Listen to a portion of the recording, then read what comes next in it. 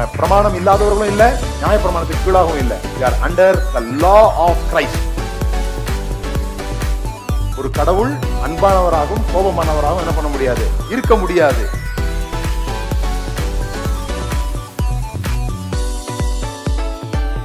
பாவத்தை வியாதியாக பார்ப்பதுதான் சுவிசேஷத்தை சரியாக புரிந்து கொள்ள உதவும்.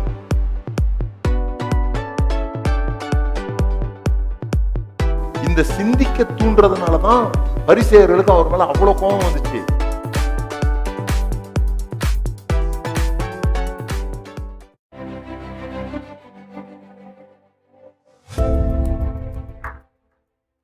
நீங்க ஒரு கார் வச்சிருக்கீங்க, அந்த காரை விற்க போறீங்க. அப்ப அந்த காரை வாங்க வர்றவங்கள்ட்ட அந்த காரை குறித்த உயர்வான காரியங்களை பேசுவீர்களா, அல்லது அந்த காரை குறித்த உண்மையான காரியங்களை பேசுவீர்களா? அதாவது இந்த பாருங்க, இந்த கார் வந்து ஓடிக்கிட்டே இருக்கும்போது பாதியில நின்றோம், கொஞ்சம் பிரேக் அடிக்கடி பிடிக்காது, இப்படி நீங்க பேசுனீங்கன்னா அந்த காரினுடைய விலை உயருமா? அந்த கார் உங்களுக்கு நல்ல வருமானத்தை ஈட்டி தருமா? அல்லது அந்த காரினுடைய மேன்மைகளை, இந்த கார் ஸ்மூத்தா போகுங்க, இது வந்து இது வரைக்கும் எங்களுக்கு தொந்தரவே கொடுத்ததில்ல, இப்படி மேன்மையான காரியங்களை, பொய்களை அல்ல, மேன்மையான காரியங்களை அந்த காரை குறித்து நீங்க பேசுனீங்கன்னா அது உங்களுக்கு நல்ல வருமானத்தை ஈட்டி தருமா? நிச்சயமாக நீங்க எப்போ அந்த காரை அப்ரிஷியேட் பண்றீங்களோ அப்போ அதனுடைய விலையும் அப்ரிஷியேட் ஆக ஆரம்பிக்குது. உறவுகள்ல கூட அப்படிதான். நம்ம ஒருத்தருக்கு ஒருத்தர், கணவன் மனைவி என்று சொல்லப்படுகிற ஒருத்தருக்கு ஒருவர் பாராட்டுவது நிமித்தமாக அவர்களிடத்திலிருந்து நல்ல பலனை எதிர்பார்க்கலாம். நாமளே நம்ம துணைய, கணவன் மனைவியோ மனைவி கணவனையோ கீழ்த்தரமாக, மோசமாக, நீங்க ஒன்றுத்துக்கும் உதவாதவங்க, உனக்கு ஒண்ணுமே தெரியாது, நீ எல்லாம் எதுக்கு இருக்கிற, இப்படிப்பட்ட வார்த்தைகளை பயன்படுத்தி பேசிட்டு பிறகு அவங்க கிட்ட இருந்து நல்ல காரியம் நடக்கணும்னு நினைச்சோம்னா எப்படி நமக்கு நல்ல காரியம் நடக்கும்?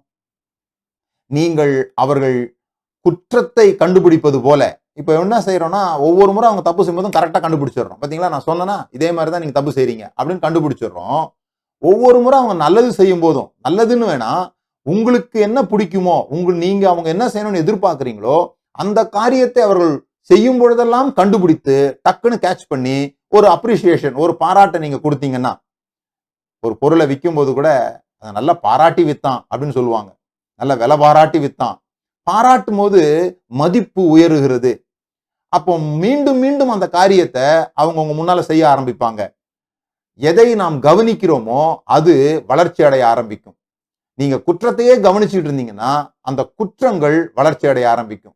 உங்களுக்கு தேவையான காரியத்தை அவங்க செய்யும் போதெல்லாம் அந்த கவனத்தை அது மேல வச்சு நீங்க அதை செஞ்சீங்கன்னா அது உங்களுக்கு வேண்டிய நல்ல வருமானத்தை உங்களுக்கு கொண்டு வரும். அதுபோல எப்படி பாராட்டணும்? அவங்க ரொம்ப நல்லவங்க அப்படி பாராட்டாதீங்க. நீங்க அந்த காரை விற்கும் போது யோசித்து பாருங்க, இது ரொம்ப நல்ல காரு, அது எங்களுக்கு தெரியும். ஆனா நீங்க என்ன சொல்லுவீங்க, குறிப்பா அந்த கார்ல என்னென்ன விஷயங்கள்னு குறிப்பிட்டு பேசுகிறது போல உங்களுடைய துணை செய்கிற காரியத்தை நீங்க ரொம்ப நல்லா இருக்குது அப்படி மட்டும் சொல்லாம, குறிப்பாக இது இது என்று சொல்லி குறிப்பிட்டு பேசும் பொழுது அது உண்மையை உணர்த்துவதாகவும் நம்பிக்கையை ஏற்படுத்துகிறதாகவும் இருக்கும். ஒருவேளை உங்களுக்கு வாய்களை திறந்து பாராட்டுவது கஷ்டமா இருக்கும்னு சொன்னா, சில பேருக்கு வாய்களை திறந்து பாராட்டுறது கஷ்டமா இருக்கும். அப்படிப்பட்டவர்கள் நீங்க ஒரு பேப்பர்லயோ எதுலயோ எழுதி அவர்களுக்கு பிடித்தமான இடத்தில், அவர்கள் அடிக்கடி பார்க்கிற இடத்துல வைக்கிற பழக்கத்தை கூட ஏற்படுத்தலாம். ஒருவர் பாராட்டுங்கள், உங்களுக்கு நல்ல வருமானம் உண்டாகும்.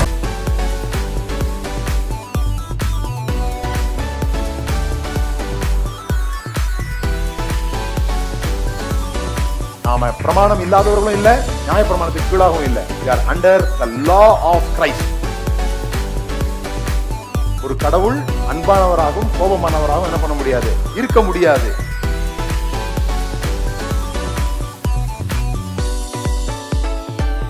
பாவத்தை வியாதியாக பார்ப்பதுதான் சுவிசேஷத்தை சரியாக புரிந்து கொள்ள உதவும்.